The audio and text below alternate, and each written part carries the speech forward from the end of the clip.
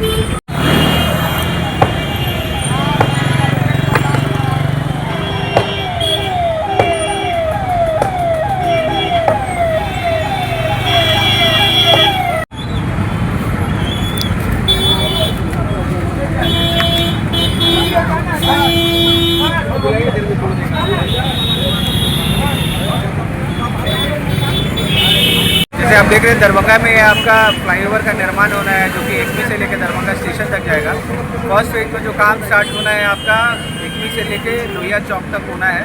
Road की चौड़ाई लगभग आपकी यहाँ पे 220 फीट से लेके 160 फीट तक है, क्योंकि दोनों तरफ नाला का निर्माण होना है। और जो आप बिजली के सारे पोल्स और ट्रांसफार्मर देख रहे हैं, ये भी रोड के साइड पे एंड पे शिफ्ट होना है। तो जो भी हमारी सरकारी भूमि है जिस पर अतिक्रमण है उसको हटाया जा रहा है, ताकि पोल्स को और नाले को at the end of the road में बनाया जाए। अभी खाली सरकारी जमीन हटाया जा रहा है। हाँ, अभी सरकारी जमीन से हटाया जा रहा है। और टावर से लेकर के फिर जो कर्पूरी चौक तरफ बढ़ेंगे वहाँ कितना जमीन? अभी काम क्योंकि फेज वाइज स्टार्ट होगा, अब इधर स्टार्ट होना है, तो हम लोग का फोकस अभी लोहिया चौक से एकमी तक है।